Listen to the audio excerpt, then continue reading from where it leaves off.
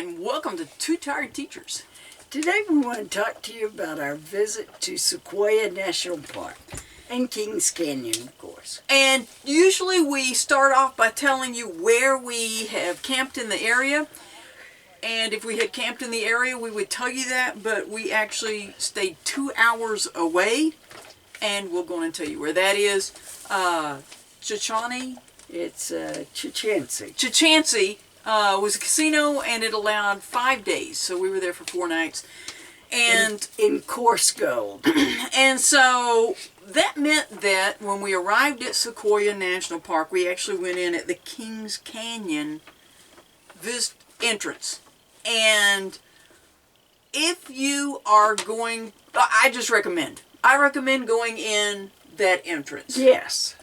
Because as soon as you come in, it's a very short distance until you can turn left and go to General Grant tree. Now that's the third largest, is it not? And we heard somebody say, well, it depends on who you listen to. Some people say it's the second largest living tree. And they're talking about volume. Yes. The sequoias are massive. Yes. And the trunks go like all the way to the top. That massiveness.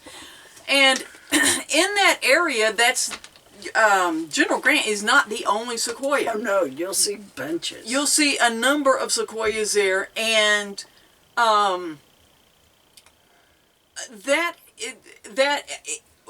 would not say that is ADA accessible. It's got kind of a steep path going back there. There is a place where you can take a path through a tree. That was fun. These trees, we're going to get to this information in just a little bit, but they're very resilient because of the bark can be like 2 feet thick. Yes. But there's a place where you could walk around and see the fire scar on the back of the General Grant tree. But that was a very nice stop, and very soon after we entered the park. And then there is a General Grant Grove as well, so you see a bunch of the giants together. Right there, yeah. And we were there on April 25th. Yes. There had been a mudslide on the 19th. And so the road going on up was closed. Yes. And there is a visitor center and information center right there as you come in. And I got to tell you, coming in early is the way to do it. The parking lot, I didn't take pictures of the parking lot, but we had our choice of spots. We, like we said, we were 2 hours away. We got there right at 8:30. Yes, we did. We left early. It was wonderful. But the road, the General's Highway, was open all the way down.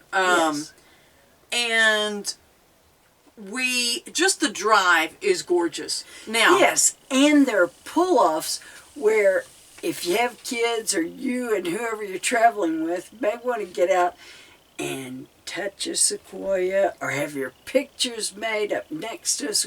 That's perfectly fine. And we also drove past a Kings Canyon overlook, and so that we were very pleased to be able to get out, and it was gorgeous. It really was beautiful. And then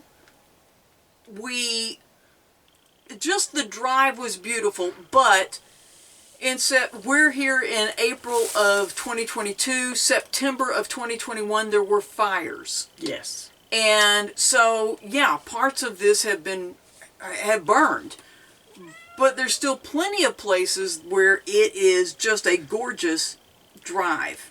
And you're hardly going to know when you leave Kings Canyon National Park and enter Sequoia National Park. There is a sign, and that is one. Yes. When that sign, you can see it has burned right there as you come in to Sequoia from Kings Canyon.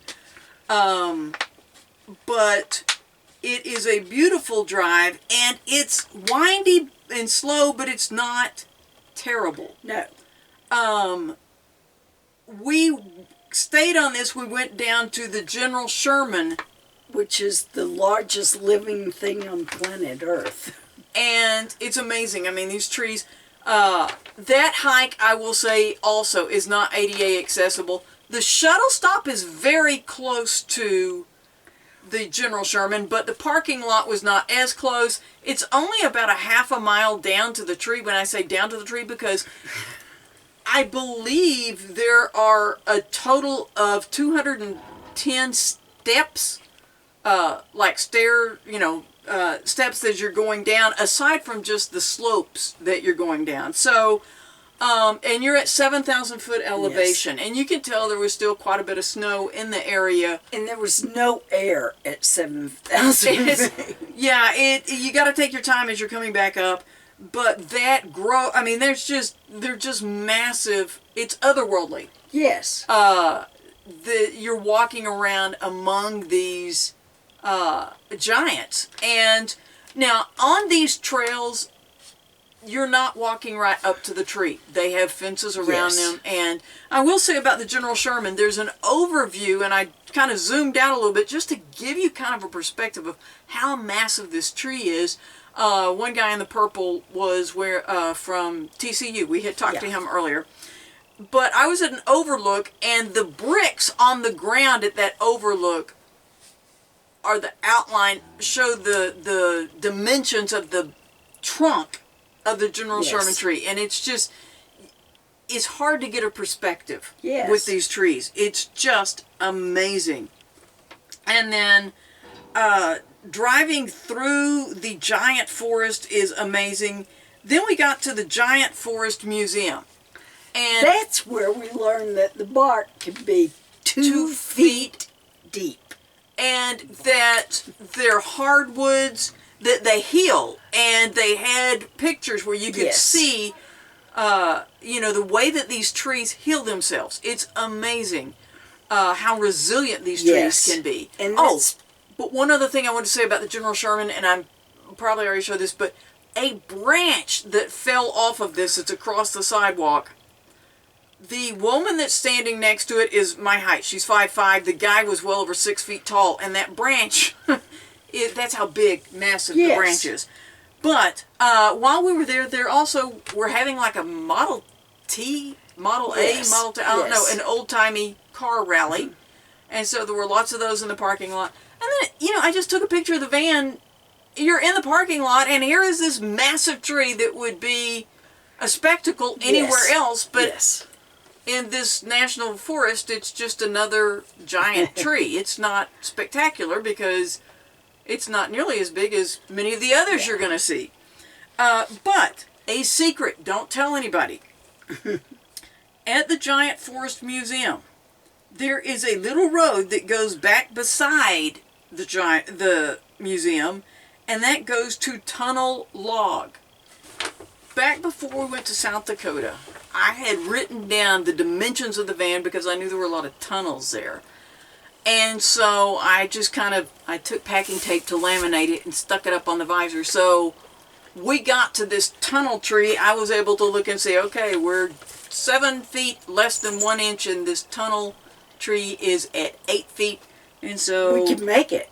And we did. Drove through there several times. It was a lot of fun. And there is a place you can pull over. And then driving to it, there's a tree that's fallen over, and you can see just the base of this tree is bigger than our van. Yes. And it's not a spectacular tree. I mean, it's just a tree.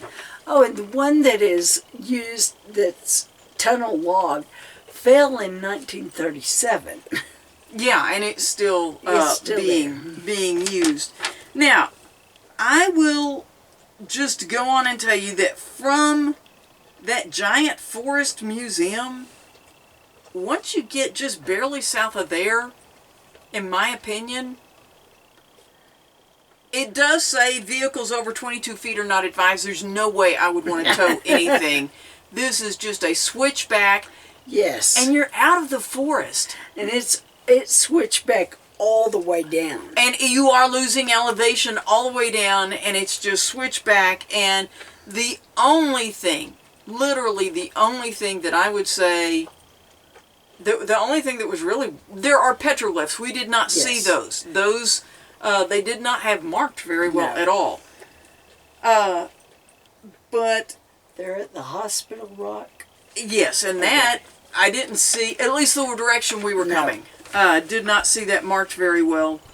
But the entrance at the bottom is the iconic sign that I think of with Sequoia.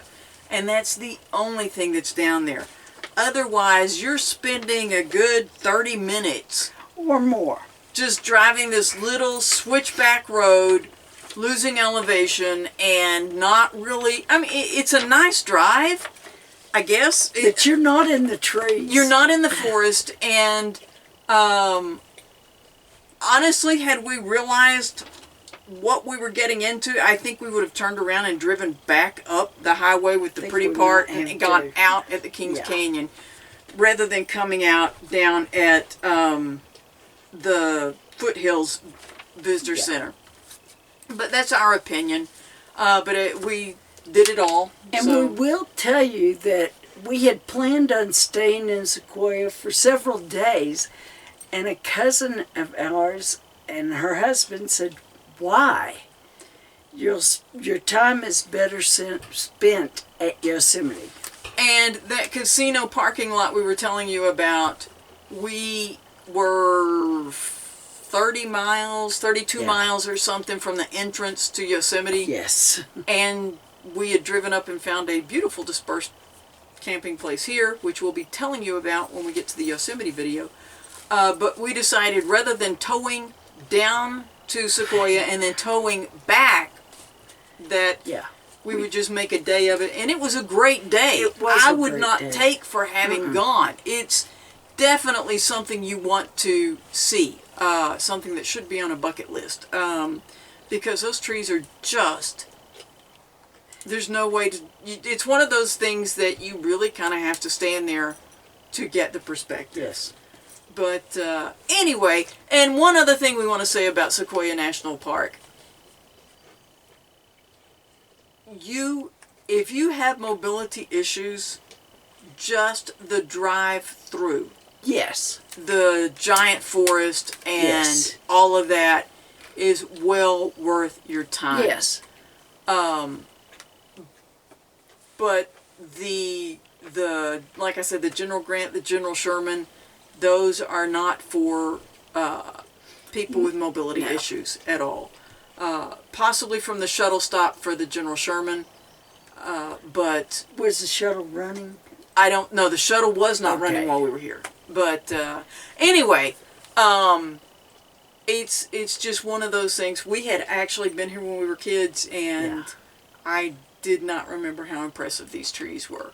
It takes a lot more to impress a 12-year-old than it does on my age. But anyway, so we had a great day at Sequoia, and we hope you've enjoyed our look at Sequoia National Park.